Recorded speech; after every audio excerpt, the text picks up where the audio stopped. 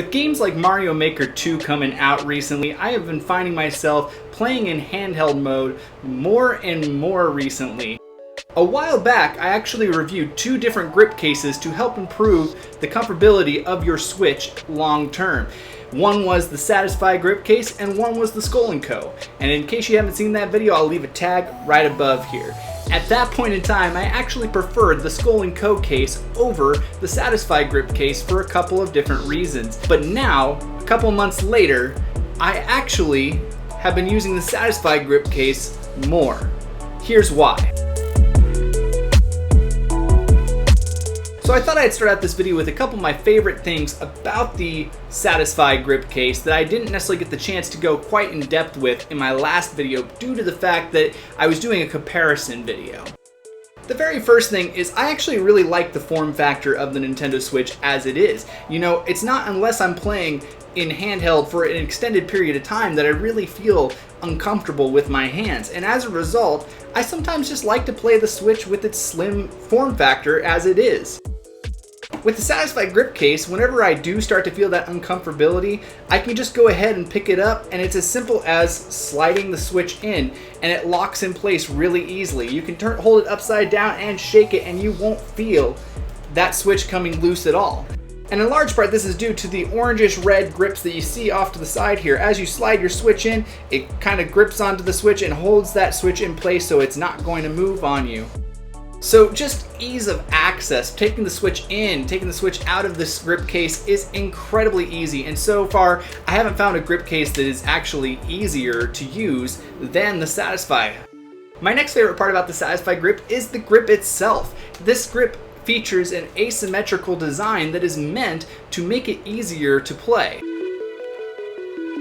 I think where a lot of discomfort comes with the Switch being in just regular mode without a grip is the fact that your right thumb naturally rests on the buttons up above, whereas you need to come down and use the right stick to look around quite a bit, right? Well, that means that you have to bend your thumb at kind of an awkward angle in order to do that. Well, with the asymmetrical design on the Satisfye grip case, your thumb is naturally placed right over that thumbstick, and so it becomes a lot easier to maneuver towards that thumbstick, as well as you can still get the buttons with ease. One of the major complaints that I actually had about the Satisfye grip case initially was the fact that my right thumb was being led to that joystick. Initially, it just felt weird because I had played the Switch without a grip for so long that my thumb naturally had rested on that buttons, and I had gotten used to just lowering my thumb anytime I wanted to get to the right joystick.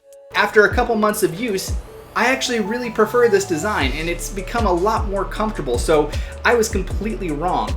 It might take a little bit of an adjustment period, it might feel a little bit weird at first for some of you with larger hands, but it really does feel a lot more comfortable in the end, and I see why this asymmetrical design really works out.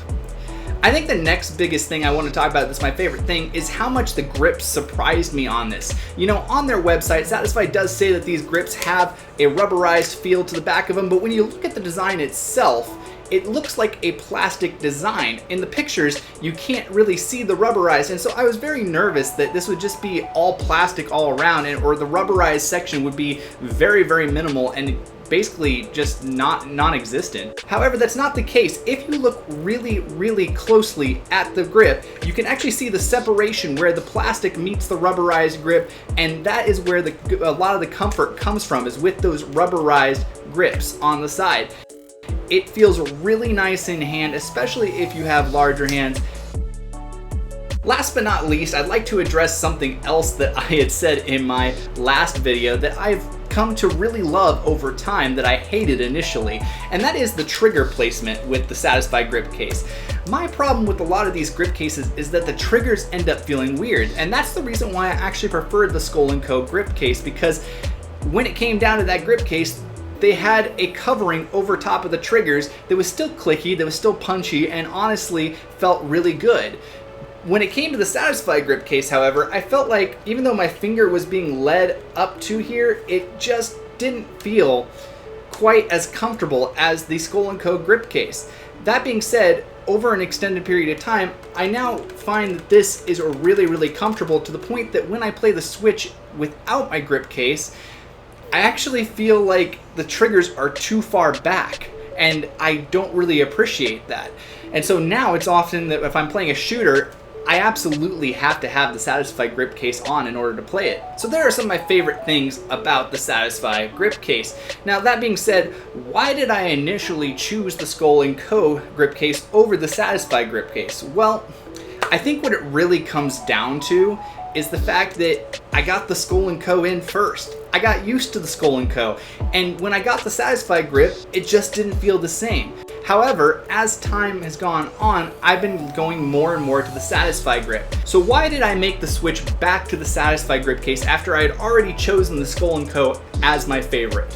Well, the honest truth of the matter is that the Skull & Co case really wasn't dockable enough for me, and so as a result, I had to take the Skull & Co case on and off. And as I mentioned in my comparison video, when it comes to getting the case on and off, the Satisfye grip takes that hands down. So because the Skull & Co case made docking my Switch just a little bit too tight of a squeeze for my own comfort, I did actually end up getting rid of it to a friend and going back to the Satisfye grip case. You know, the Skull & Co case is still a great option for a lot of you, especially if you want to have adjustable sizes and grips and change colors and have some customization to it. You know, all those things are definitely great. But when it comes down to it, for me personally, I gotta give the winner now to the Satisfye grip case. So in case you're watching one of my videos for the very first time and you're wondering how much is the Satisfye grip gonna cost you, well, it comes in at a couple different price points. If you just want the grip, it normally retails at $29.99 on their website. However, if you move fast, it looks like they are currently on sale for $20.99. And if you want one of their cases that can go along with it, that store the grip, the Switch, and maybe a battery pack and a couple of games, those typically run about $59.99. However, they are currently on sale for $40. That being said, if you're like me and you're just like, I just need the grip for now, well, you can always buy the case later separately. They do have a couple of different options as well. If you're looking for more of a slim form factor, they do have the Slim Bundle if you're looking for that case, or they also have the Elite Bundle, which is more of a hefty case, but it can carry a lot more. So there you guys have it. There's why I was initially wrong about the Satisfye grip case. It is now my preferred grip of choice for the Nintendo Switch. I hope you guys liked this video. If you did, hit that like button down below. And if you're new to the channel, consider subscribing. We'll see you all in the next video.